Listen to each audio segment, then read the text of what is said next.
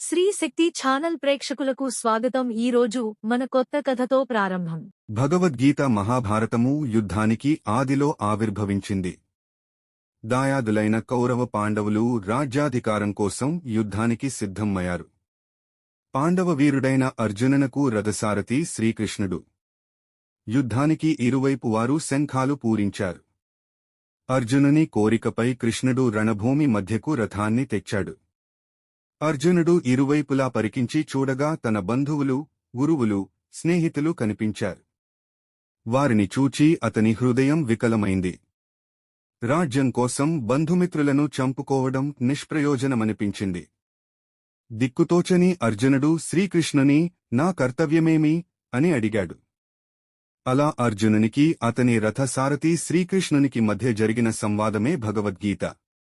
భగవద్గీత ఉపనిషత్తుల సారమని, గీతాపఠనం కర్తవ్య నిర్వహణకు, పాపహరణకు మార్గమని హిందువుల విశ్వాసం.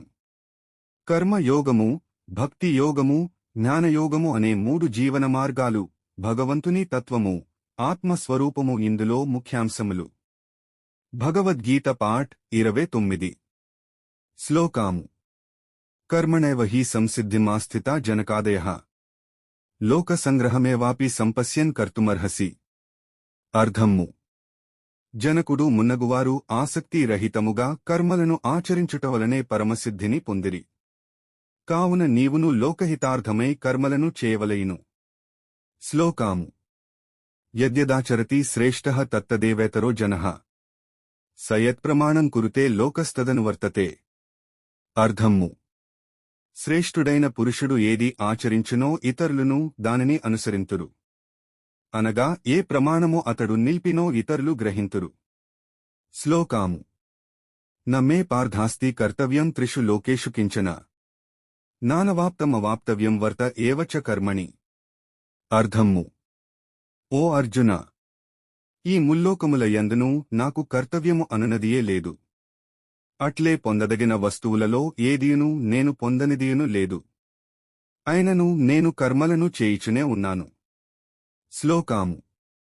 యది హ్యహం న వర్తేయం జాతు కర్మణ్యతంద్రిత మమ వర్త్మానువర్తంతే మనుష్యాః పార్థ సర్వసః.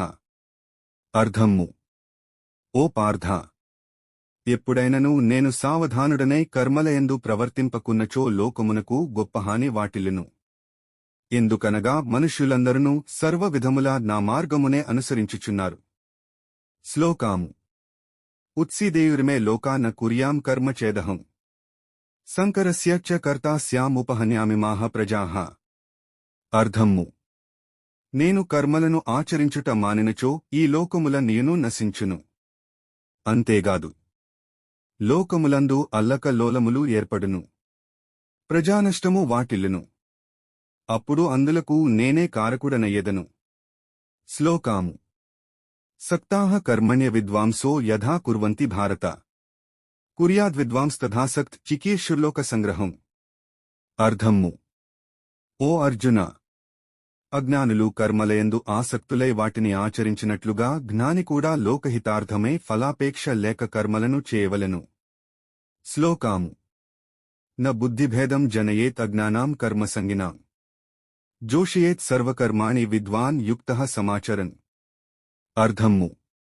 పరమాత్మ స్వరూపము నందు నిశ్చలస్థితిని పొందిన జ్ఞాని శాస్త్రవిహిత కర్మలను ఫలాసక్తితో ఆచరించు అజ్ఞానుల బుద్ధులను భ్రమకులోను చేయరాదు. అనగా కర్మలయందు వారికి అశ్రద్ధను కలిగింపరాదు. పైగా తాను కూడా శాస్త్రవిహితములైన సమస్త కర్మలను చక్కగా చేయిచూ వారితోగూడా అట్లే చేయింపవలెను. శ్లోకాము. ప్రకృతేః క్రియమాణాని గుణైః కర్మాణి సర్వశః అహంకార విమూఢాత్మా కర్తాపాహమితి మన్యతే. అర్థము. వాస్తవముగా కర్మలన్నీయును అన్ని విధముల ప్రకృతి గుణముల ద్వారానే చేయబడుచుండును. అహంకార విమూఢాత్ముడు ఈ కర్మలకు నేనే కర్తను అని భావింపుచుచున్నాడు. శ్లోకాము. తత్వవిత్తు మహాబాహో గుణకర్మ విభాగయో గుణా గుణేషు వర్తంత ఇతి ముత్వాన సజ్జతే. అర్థము. ఓ మహాబాహో అర్జున, గుణవిభాగతత్వమును కర్మవిభాగతత్వమును తెలిసికొన్న జ్ఞానయోగి గుణములే గుణముల యందు ప్రవర్తిల్లుచున్నవని భావించి వాటియందు ఆసక్తి నొందడు. శ్లోకాము ప్రకృతేర్గుణ సమ్మూఢా సజ్జంతే గుణకర్మసు తానకృత్స్న విదో మందాన్ కృత్స్నవిన్న విచాలయేత్. అర్థము ప్రకృతి గుణములచే పూర్తిగా మోహితులైన మనుష్యులు ఆ గుణముల యందును కర్మలయందును మిక్కిలి ఆసక్తులగుదురు. అట్టి కర్మసంగులను అల్పజ్ఞులను మందబుద్ధులైన అజ్ఞానులను పూర్తిగా తెలిసిన జ్ఞానియైన వాడు భ్రమకు గురిచేయరాదు.